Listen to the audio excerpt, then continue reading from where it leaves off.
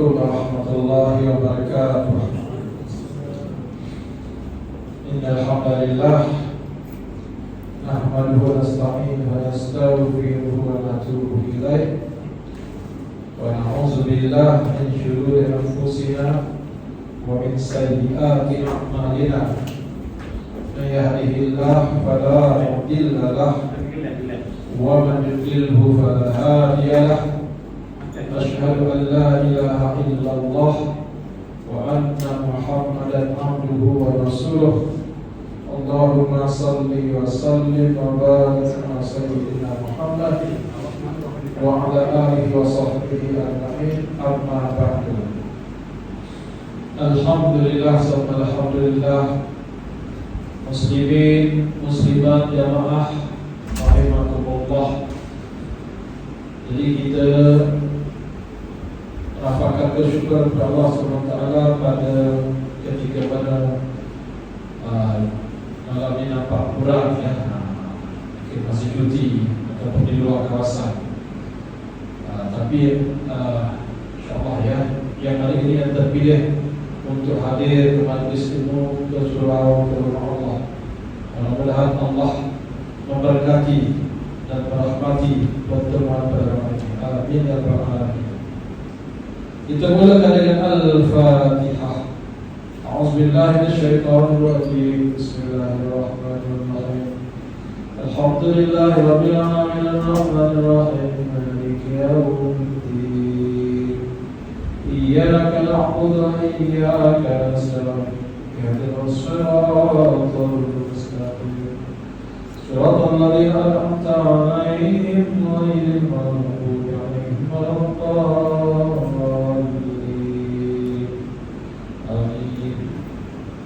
Alhamdulillah, Bapak-Bapak muslimat, insyaAllah pada ini kita menggunakan kitab Al-Fiqh Al-Manhaji, kitab fiqh mazhab Syafi'i. Catatan yang saya bukan ada yang mati, betul kan? Soalnya Ustaz ni pakai berada mati, dah sentuh ke dulu tempat mati. Sebab ada bertanda, tapi saya baca satu lagi di penjara sama tadi. Mandi ya, apa dia mandi? Mandi lah. Kalau kita bercakap mandi, itu mandi. Mandi pun ada hukum hakam dia, perbicaraan dia, ada perbincangan ulama tentang mandi. Rasulullah SAW sebut tentang mandi. Begitu indahnya, begitu detailnya kehidupan seorang muslim, sampaikan berkenaan mandi pun Rasulullah Islam tetapkan hukum dia. Jadi apa dia mandi? Mandi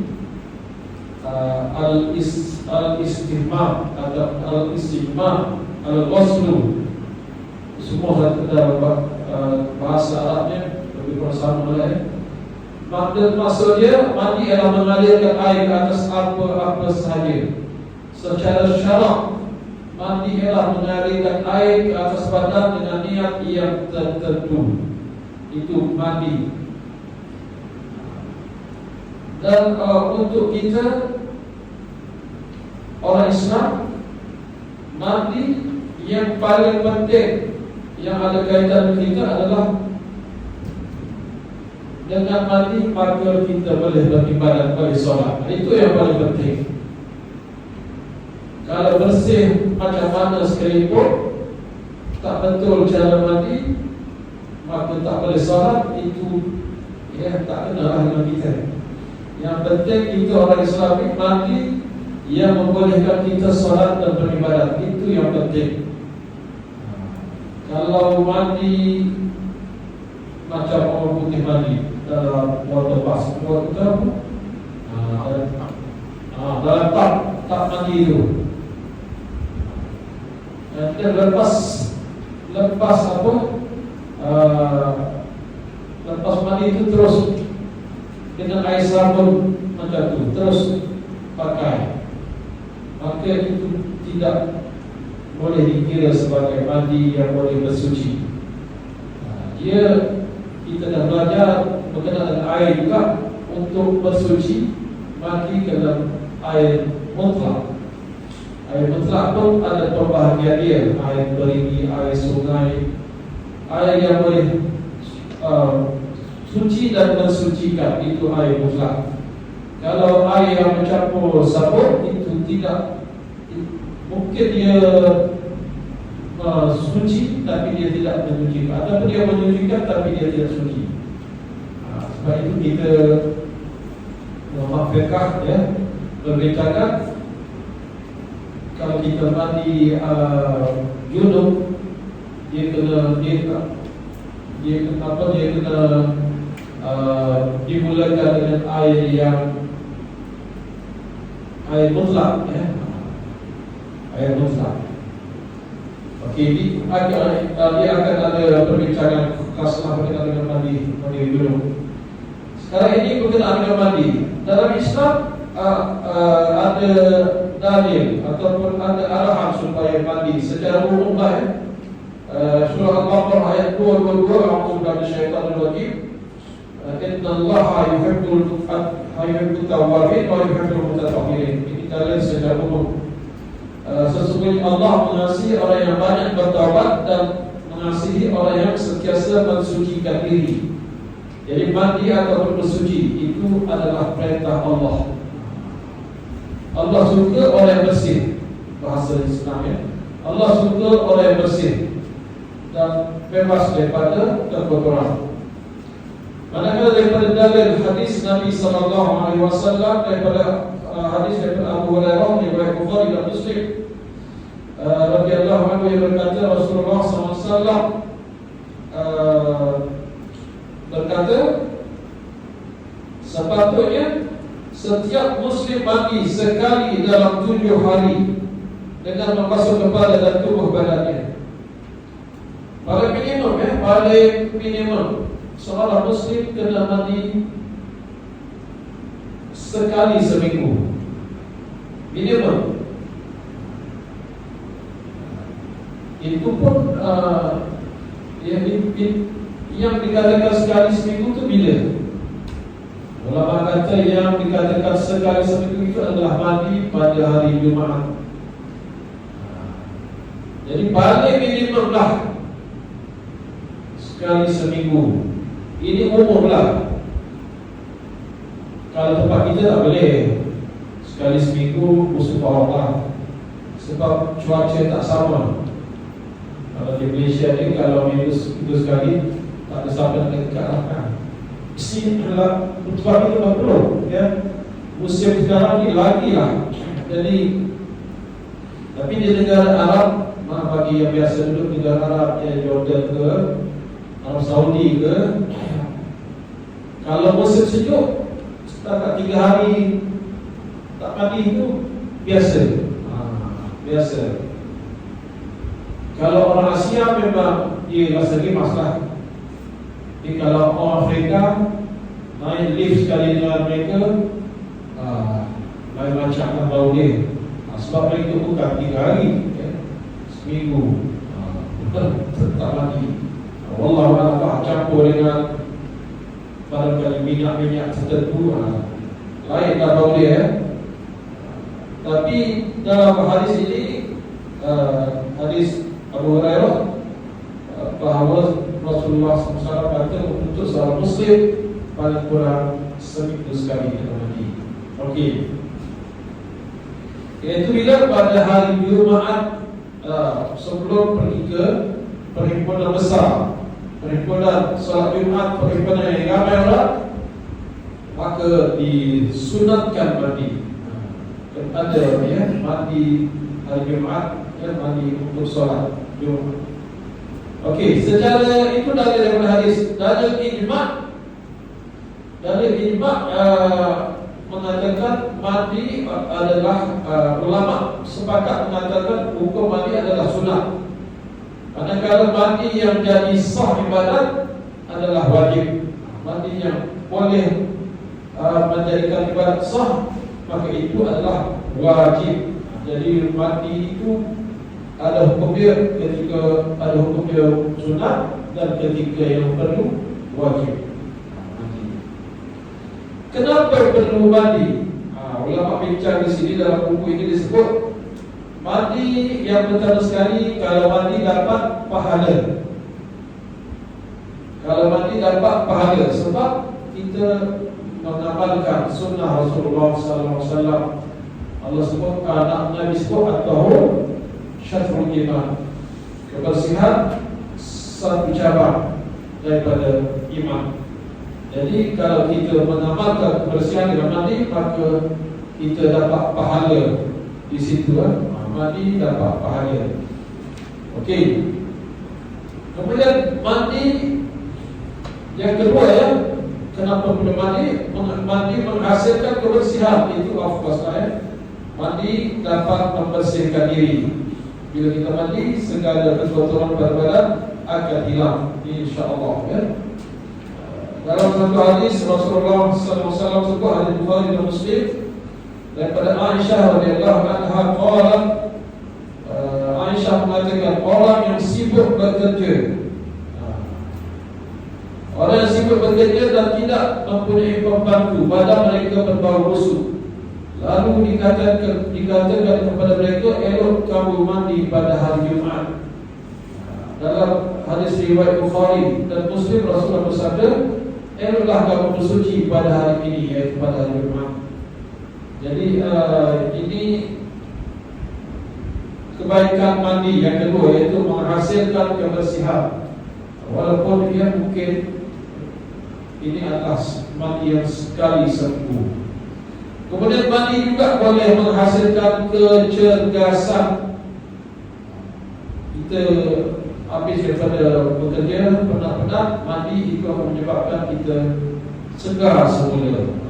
Itulah secara ringkas kebaikan mandi. Okey. Tapi yang paling penting nak bincang hari ini adalah mandi dari segi hukumnya. Dia ada mandi wajib dan mandi sunat. Mandi kita nak datang ke surau, nak datang ke tadi sebelum maghrib, itu mandi kita nak datang ke masjid dengan niat supaya tidak kacau orang, supaya suasana harmoni, maka mandi itu mandi sunat, ya. Mandi sunat kecuali lah kalau ada apa-apa sebelum masjid, sebelum maghrib tadi lepas asar, something happen, maka jadi mandi wajib, yang lain lah. Tapi tak relevan lah untuk yang berkata dua kali nak sini. Okey. Jadi mandi ada mandi wajib, ada mandi sunat. Kita bercakap tentang mandi wajib. Mandi wajib adalah mandi yang tidak sah ibadat tanpanya. Maksudnya kalau ada yang menyebabkan perlu mandi wajib, kalau tak mandi maka solat maka ibadat tidak sah. Terutamanya solatlah, ya. Sebab yang mewajibkan mandi ada 4, iaitu janabah, yang kedua haid, yang ketiga bersalin, dan yang keempat mati. Okey, mandi perkara yang mewajibkan mandi. Yang pertama adalah janabah. Perkataan janabah maksudnya junub. Janabah maksudnya jauh. Janabah maksudnya jauh. Allah menjauhkan syaitan. Allah, ya Allah, jauhkan aku daripada syaitan. Jadi perkataan janabah maksudnya jauh. Kenapa berjanabah itu dikaitkan dengan mandi wajib? Sebab bila dalam keadaan berjanabah tidak boleh beribadat, perlu jauh daripada ibadat. Itu datangnya perkataan janabah. Okey. Tapi dalam buku ni, tafsir ulama fiqh, Janabah bermaksud, anak-anak kecil ni kena dengar juga ya. Janabah bermaksud air mani yang terpacut. Itu janabah, air mani yang terpacut. Okey. Jadi orang yang janabah, orang yang junub, ialah orang yang tidak suci disebabkan keluar mani ataupun disebabkan persetubuhan. Itu ini bahasa kumpulan ni, bahasa yang sopan ni. Jadi orang yang berjunub adalah orang yang tak boleh salat, tak boleh beribadah sebab keluar mani ataupun persetubuhan. Dan orang yang berjunub, dia kena menjauhkan diri daripada salat selama masih belum mani. Jadi untuk junub ini dia boleh guna untuk lelaki dan perempuan. Okay, sekarang ni kena bincang pula sebab janabah. Okay, yang pertama, kenapa seseorang itu dikatakan berjunub atau janabah? Sebab yang pertama keluar mani, keluar air mani di kalangan lelaki atau perempuan. Jadi keluar mani itu boleh jadi sebabnya macam-macam. Boleh jadi dengan sebab bermimpi.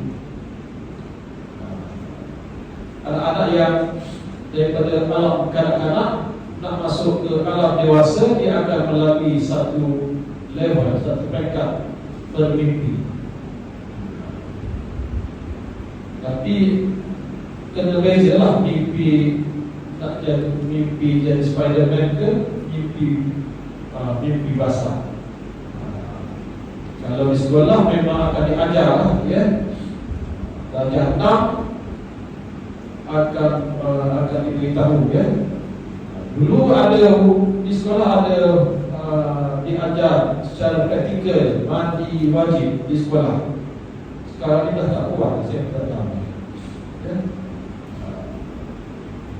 Jadi yang cikgu lelaki, ustaz lelaki, tengoklah ya anak-anak lelaki cara mandinya. Kita bawa mandi ke satu tempat ya tertutup. Untuk perempuan akan tengok ya yang perempuan mandi. Praktikal ya, itu penting juga sebenarnya. Takut tak betul. Kalau tak betul cara mandi, maka tak bersih, tak sah ibadat. Jadi kena ada juga. Okey, sebab yang pertama janabah yang itu keluar mani, iaitu yang pertama bermimpi. Yang kedua bercubuan, di sini disebut bercubuan ataupun tak kira lah apa-apa lah, ya. Kemudian melihat sesuatu dengan berahi, tengok saja, ada perasaan ketika tengok tu, maka keluar mani. Boleh dia keluar. Itu level tinggi tu, level mabur tu. Tengok aja dah keluar mani lah. Itu level tinggi lah. Kadang-kadang bukan tengok orang pun, tengok level itu wah hebat tu. Faham ke tak tahu ni. Kemudian berkhayal itu biasa, ya? Berkhayal itu biasa. Ada hadis ya,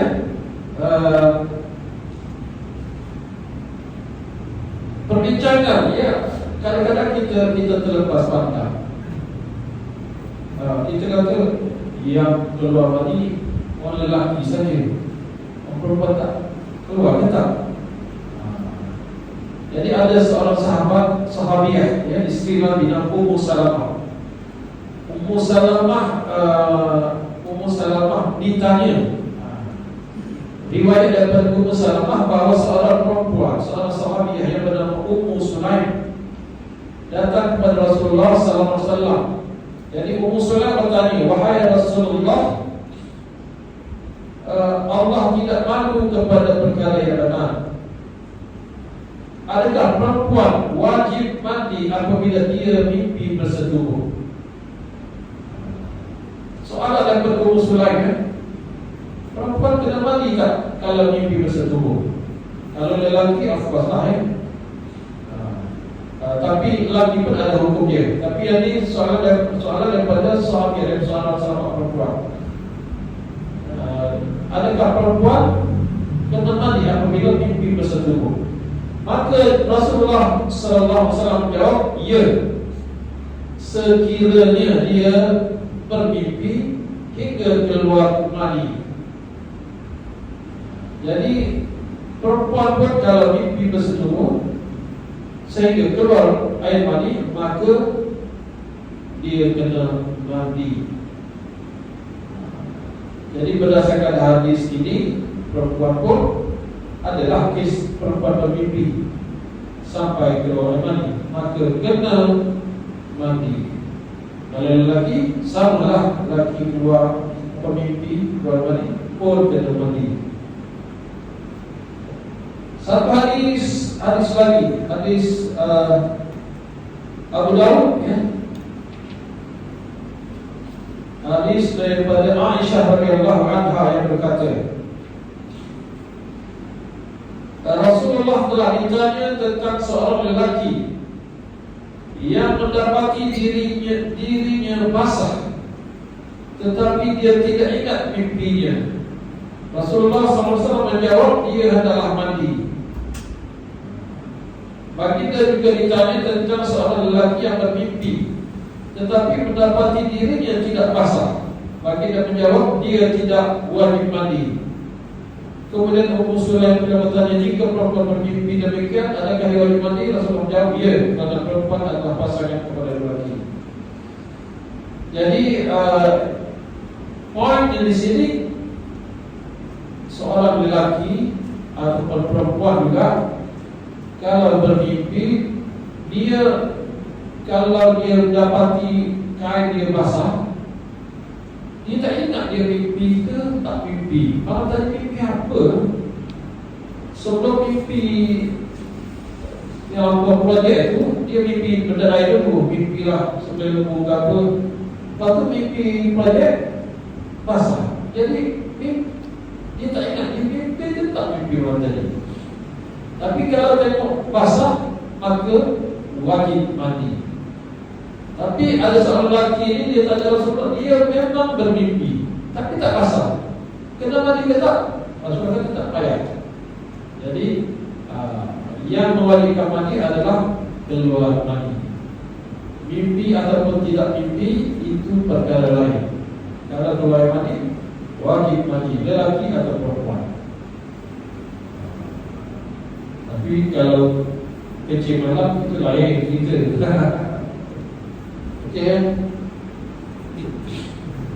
Okey, itu yang pertama. Tadi malam ini adalah okey, sebab yang pertama keluar mani. Tadi apa sebab yang kedua yang menyebabkan yang lambat ialah, saya guna bahasa buku je lah sebab ini bahasa dia sobat sikit lah. Sebab yang kedua adalah jima. Walaupun tidak keluar mani, walaupun tak keluar air, tapi bila dah berlaku jima, persetubuhan, wajib mandi.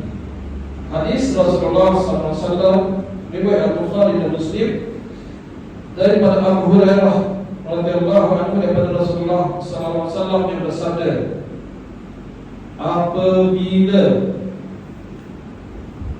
apabila dia berada di antara kedua-dua pahala majlis perempuan, kemudian menyetubuhinya, maka dia wajib mandi.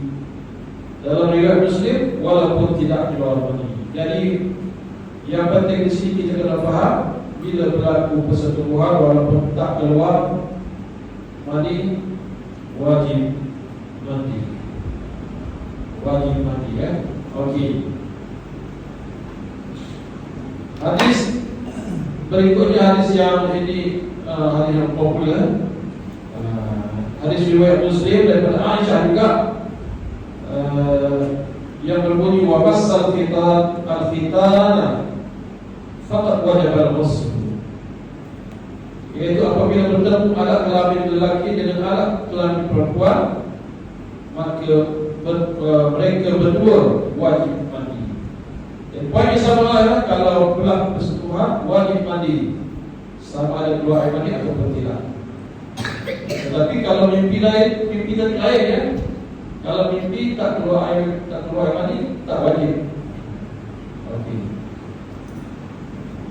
Baik, itu berkenaan dengan janabah ya, dan perkara-perkara yang menyebabkan terjadinya janabah. Sekarang ini perkara yang diharamkan ketika janabah, maksudnya bila dah keluar air mani atau dah persetubuhan, apa yang tidak boleh dilakukan? Yang pertama, ya, sebelum mandi wajib tidak boleh solat fardu atau solat sunnah. Berdasarkan firman Allah surah An-Nisa ayat 43, A'udzubillahi minasyaitonirrajim, la taqrabus shalah wa antum sukara hatta ta'lamu ma taqulun wa la junuban illa 'abir sabil hatta taghtasilu. Janganlah kamu hampiri sembahyang ataupun mengerjakannya sedang kamu dalam keadaan mabuk hingga kamu sedar dalam mengetahui apa yang kamu katakan. Dan janganlah pula menghampiri masjid sedangkan kamu dalam keadaan berjunub, kecuali kamu hendak melintas sahaja hingga kamu mandi bersuci. Ya. Jadi kalau berjunub tidak boleh solat, fardu ataupun sunnah, dan tidak boleh berada di dalam masjid kecuali lalu saja. Tapi kalau ada contohnya penceramah yang popular lah, tak kasih Ilyas contohnya lah, dijemput datang ke seorang muslimat yang membuka yang tak boleh lah, yang tak boleh dalam ruang solat saja, di luar boleh lah ya. Jadi ataupun sediakan kemah untuk muslimat yang ada di dalam itu supaya boleh dengar juga. Tapi dalam ruang solat tak boleh lah. Okey, dalam satu hadis disebutkan, hadis daripada Ibnu Umar radhiyallahu anhu katanya, inni sami'tu Rasulullah sallallahu alaihi wasallam yaqul la tuqbalu salatun bi ghairi tuhur. Aku mendengar Rasulullah bersabda, tidak diterima salat tanpa bersuci. Jadi tanpa bersuci maksudnya tanpa bersuci daripada janabah. Dalam catatan, hadis ini menunjukkan haram mengerjakan salat sekiranya berhadas dan berjunub. Okey, itu yang pertama, tak boleh salat fardu atau sunnah. Yang kedua, tak boleh berhenti atau duduk dalam masjid. Itu yang kedua ya. Kalau berjunub tak boleh berhenti atau duduk dalam masjid, tapi harus melintasi di dalam masjid tanpa berhenti ataupun tanpa berulang balik. Apa kerjanya? Datang lalu saja, tapi berulang balik pun tak boleh ya. Lalu ada keperluan saja. Okey, yang maksudnya tidak boleh berada di ruangan solat masjid sekiranya berjunub. Yang boleh lintas saja. Dalam satu hadis riwayat Abu Daud disebutkan Rasulullah sallallahu alaihi wasallam bersabda, la uhilla al-masjid li haid wa la rijul. Aku la uhilla, aku tidak menghalalkan masjid bagi orang haid dan junub. Okey, samalah bedanya. Yang berikutnya, ketika berjunub tak boleh bertawaf mengelilingi Kaabah, sama ada tawaf fardu atau sunnah. Tawaf maksudnya yang pusing Kaabah 7 kali Sab'at Ashraf itu tawaf, ya. Tak boleh, ya, walaupun tawaf qudum ke, tawaf ifadah ke, tawaf ke, tawaf wada' ke, tak boleh kalau berjunub.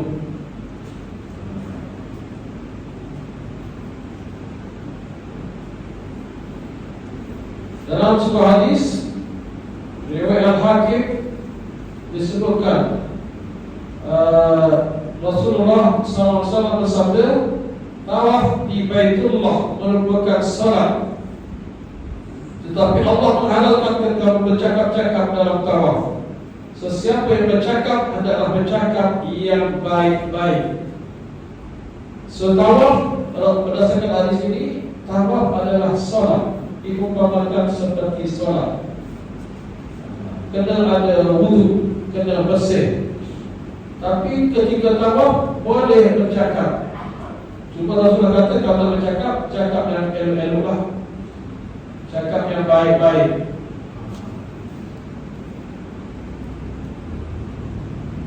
Ya, walaupun mungkin ada perkara penting berlaku, masa tawaf pula nak cakap, oh hari ini Johor dah berubahkan Johor, agak-agaknya bila lah nak bilang gaya diri, tak payah tentukan. Hari ni ada Johor kan, tak ada lagi Negeri Sembilan pula rasanya. Kemudian tak boleh juga, ya, ketika berjunub tak boleh membaca Al-Quran. Baca Al-Quran berdasarkan hadis At-Tirmizi, Rasulullah SAW bersabda, orang yang haid dan junub jangan membaca sesuatu daripada Al-Quran. Akan tetapi ada nota dia, orang yang berjunub harus baca Al-Quran dalam hati tanpa melafazkannya. Dia boleh baca dalam hati tanpa melafazkan. Dalam hati nak baca balik mana pun boleh, tapi tidak boleh dilafazkan. Begitu juga boleh membaca ayat Al-Quran dengan niat zikir, tapi bukan niat membaca, cuma niat berzikir. Macam mana? Ada ayat-ayat dalam Al-Quran, ada ayat yang berbentuk zikir dan doa. Contohnya ketika berjunub, dia nak naik kenderaan, dia boleh baca Subhanalladzi sakhkhara lana hadza wa ma kunna lahu muqrinin. Itu doa ataupun zikir bila kita naik kenderaan. Ayat Al-Quran, ya, surah Al-Zukhruf ayat 13. Tapi bila dibaca itu dianggap niatkan sebagai zikir, maka boleh, ya. Begitu juga yang selalu kita baca, setiap hari kita baca, Rabbana atina fid dunya hasanah wa fil akhirati hasanah wa qina adzabannar.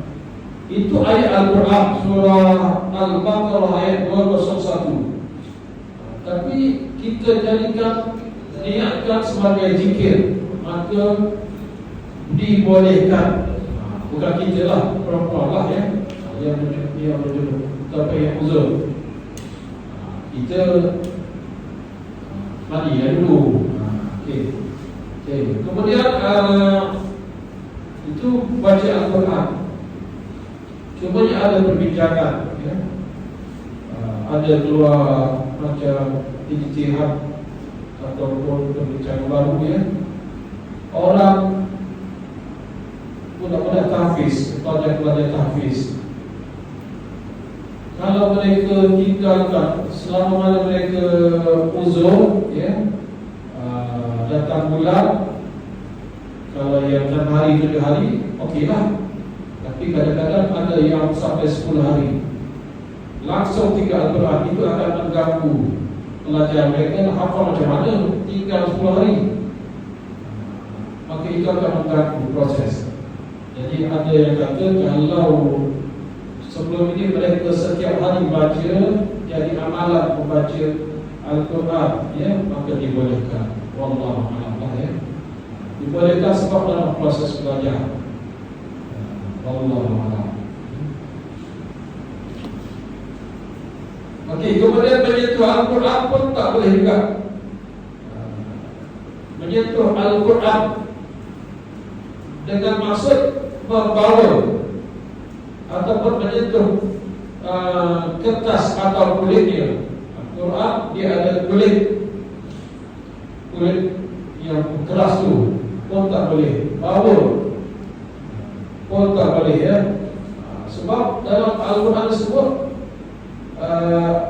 surah Al-Waqi'ah ayat 79, A'udzubillahi minasyaitonir rajim, la yamassuhu illa al-mutahharun.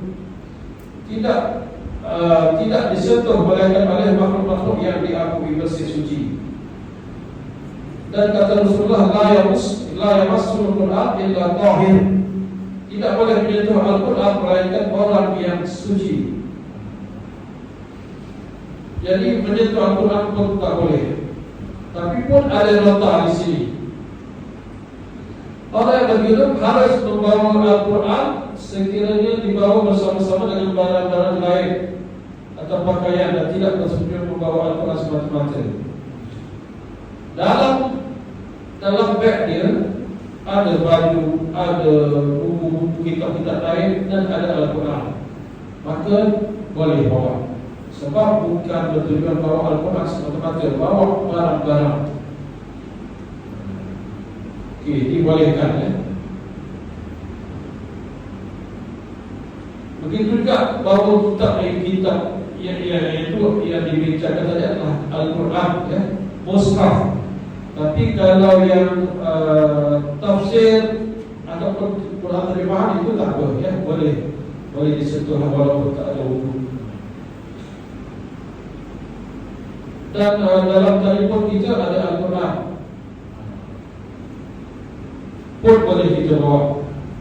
Cuma kalau nak ke tandas, janganlah buka telefon tu ada Al-Quran masuk tandas, tutup ya. Jadi itu sedikitlah perbincangan tentang bawa Al-Quran. Okey, tadi berkenaan dengan apa yang menyebabkan kena mandi wajib. Yang pertama al-janabah. Apa yang menyebabkan janabah? Keluar mandi dan persetubuhan. Dan yang kedua, apa lagi yang menyebabkan mandi perlu mandi wajib adalah haid. Haid ini untuk orang perempuan lah ya. Apa dia haid? Haid maksud dia yang mengalir. Dan syarat bermaksud darah semula jadi yang normal, yang keluar daripada pangkal rahim perempuan yang telah balik ataupun dah cukup umur dalam keadaan sihat pada waktu tertentu. Itu takrifan secara syarak dia. Kita kena faham takrifan ini ya. Darah semula jadi, bukannya darah sebab luka ya. Ini darah semula jadi, darah yang normal ya. Keluar dari pangkal rahim. Kalau daripada hujung lain ceritanya. Ini pangkal yang telah balik, yang telah cukup umur dalam keadaan sihat pada waktu tertentu. Dia ada kitaran masa dia. Itu kan detail apa takrifan haid. Lalu wajib mandi kerana haid. Ayat Al-Quran surah Al-Baqarah ayat 22, A'udzubillahi minasyaitonir rajim. Wa yas'alunaka 'anil mahid qul huwa adha fa'tazilun nisa' fil mahid wa la taqrabuhunna hatta yatahharna fa idza tatahharna fa'tuhunna min haitsu amarakumullah. Dan mereka bertanya kepada wahai Muhammad mengenai hukum haid, katakanlah darah haid itu satu benda yang menjijikan dan mendatangkan mudarat. Oleh sebab itu adalah kamu menjauhkan diri dari perempuan, iaitu jangan bersetubuh dengan isteri kamu dalam masa datang darah haid itu, dan janganlah kamu menghampiri mereka untuk bersetubuh sebelum mereka suci. Kemudian apabila mereka sudah bersuci, maka datanglah mereka menerja yang diberitakan oleh Allah kepada kamu. Ini ayat Al-Quran ya, surah Al-Baqarah ayat 22. Manakala daripada hadis kata Nabi sallallahu alaihi wasallam kepada Fatimah, Rasulullah berkata kepada Fatimah binti Abu Hubaysh radhiyallahu anha, apabila datang haid maka tinggalkanlah salat, dan apabila ia berhenti maka mandilah untuk membersihkan dirimu daripada darah dan dirikanlah salat. Okey. Umur keluar haid bila mula keluar? Ini bapak-bapak kena tahu ya. Ibu memang dah tahu ya. Yang bapak pun kena tahu. Cikgu pun tahu, kena tahu juga. Maksud balik atau cukup adalah apabila seseorang lelaki atau perempuan yang sampai had umur layak ditujukan kepada perintah atau perintah untuk melaksanakan syariat. Ini untuk tarifan cukup umur. Balik kalau lelaki bila dia bermimpi basah untuk lelaki. Tapi ada juga kesnya lelaki tak mimpi basah. Jadi ulama tetapkan kalau lelaki itu dah sampai 15 tahun tak mimpi-mimpi, maka dia pun cukup umur juga. Janganlah sampai umur 20 lebih. Kenapa tak pergi solat Jumaat? Tahu saya tak mimpi lagi. Dah ada lah. Jadi adalah mereka umur 15 tahun. Kalau perempuan bila dia keluar darah haid ya, itu cukup umur lah. Tapi umur daripada segi umurnya semakin dia berbeza daripada tempat ke tempat, daripada negara dengan negara lain. Cara pemakanan berbeza lah ya. Cuma pemerhatian dia kalau macam saya mengajar di sekolah ni, kalau murid perempuan dah dia 4 dah mulia, dah terbulan lah ya. Yang paling ramai dah 5 mulalah. Dah 6 kebanyakan ni dah keluar dan terbulan, dah keluar dari itu perempuan lah ya. Tapi ada yang darjah 4 dah mula, darjah 3 jarang-jarang. Kalau dah tingkatan 1, tingkatan 2, itulah confirm datang lah ya. Kalau lelaki ni payah sikit lah ya. Tapi lelaki umur 12 pun tanya kebanyakannya belum lagi. Saya tanya lah, belum lagi. Maksud sekolah menengah mungkin lah ya. Dan suara dah lain, naik pisai itu dah datang ya. Itu dah cukup lah ya. Tapi range umur dia mungkin daripada 12, 13 macam tu untuk lelaki. Okey. Tanda balik yang di sini disebut, kita akan bincang malam ni sampai tanda balik. Tanda balik bermimpi hingga keluar mani, sama ada lelaki atau perempuan.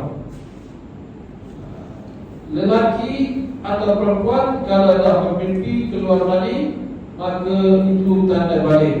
Jadi perempuan selain daripada datang bulan, mimpi pun boleh dikira. Lelaki memang mimpi lah kebanyakannya. Okey, kemudian kedatangan darah haid bagi perempuan. Disebutkan di sini waktu yang memungkinkan seseorang balik dengan sebab mimpi atau kedatangan haid ialah genap umur 9 tahun. 7, 8, 9, darjah 3 lah. Ini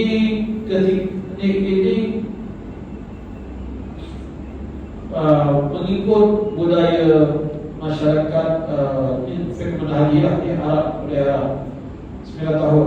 Mungkin Arab dia awal sikit, tapi di negara kita 9 tahun jarang. Umur 10 tahun itu banyak, 11 tahun kebanyakannya. Jadi tengok cara pemakanan. 9 tahun qamariyah, lewat atau tidak kedatangan haid pada padahal umur tersebut bergantung pada keadaan sesebuah negeri dan keadaan hidup seseorang. Kemudian genap umur 15 tahun qamariyah sekiranya tidak berlaku mimpi. Kalau tak mimpi, lelaki umur 15 tahun dah cukup umur, ya. Cukup umur lah, ya. Kata 3 lah. Kata 3. Masa dia apa dia? Masa dia wajib solat. Kalau tak solat berdosa. Tak solat berdosa. Kalau dah cukup umur, yang paling penting tak solat berdosa. Jadi dalam Islam tak ada dosa tanggungan. Dalam agama Kristian dia ada dosa warisan.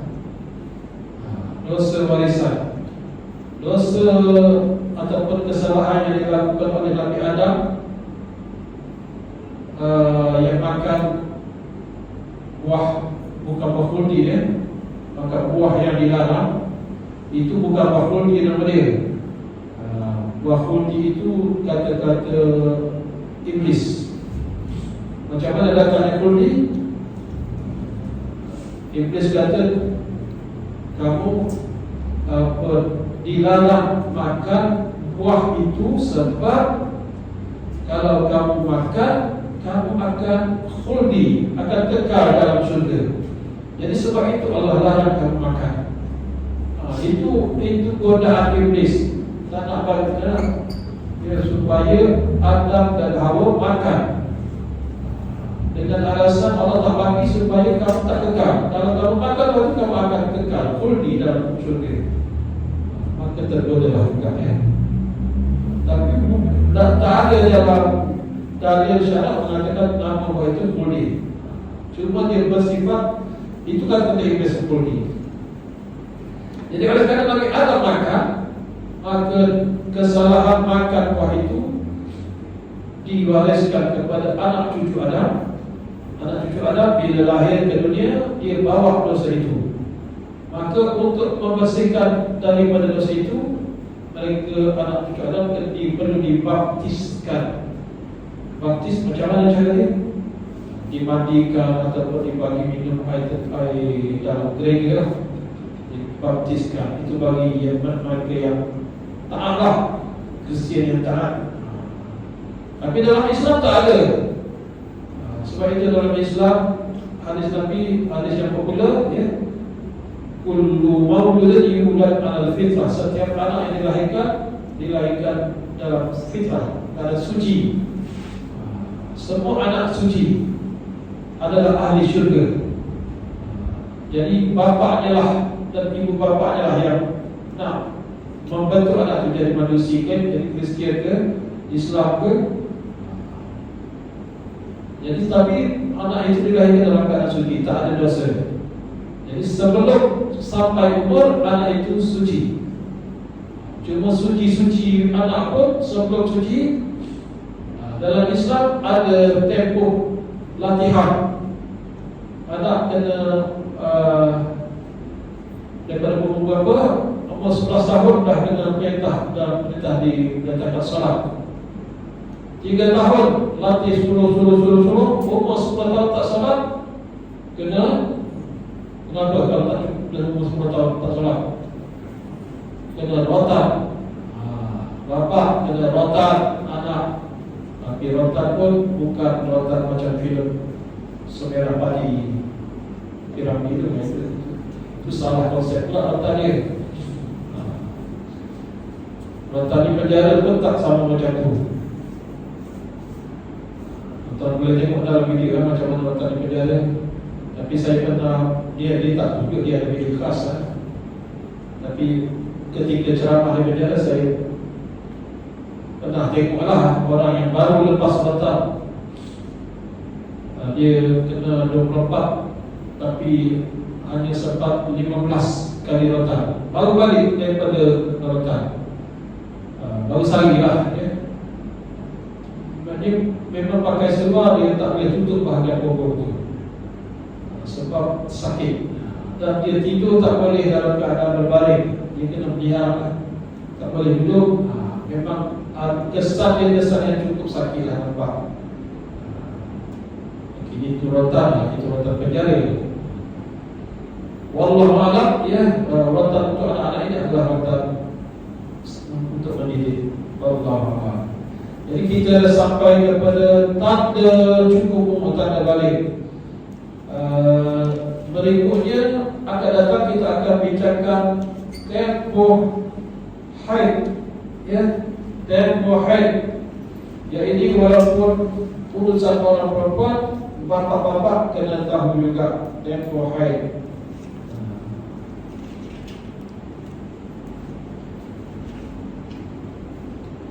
Kadang di sekolah, saya tanya minggu pertama tanya, oh tak dapat mengaji lah Ustaz, ABC. ABC ni bahasa betul-betul Allah bagi cuti. Okay. Tak dapat lah Ustaz. Okay. Minggu ketiga saya tanya, tak boleh lagi. Saya tak ada ABC, tak ada ABC. Dah 2 minggu masih ABC lagi. Sedangkan tempoh haid yang normal 6 hingga 7 hari ya. Paling lama 15 hari. Kalau lebih daripada 15 hari, itu bukan haid, itu istihadah, penyakit. Tapi dia kata masih tak boleh lagi. Jadi ustaz kena tahu kan, dia kena jumpa dengan budak je lah. Wallahu a'lam bishawab. Okey, apa pada tanya?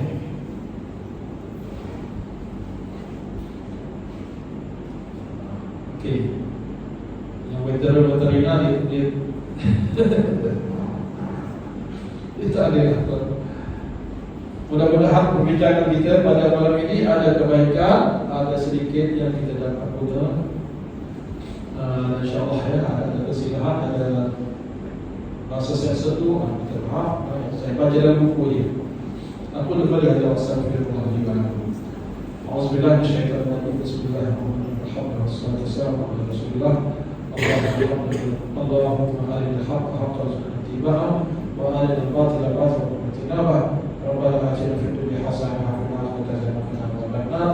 Wassallallahu ala sayyidina Muhammadin wa ala alihi wa sahbihi wa sallam. Alhamdulillahirabbil alamin.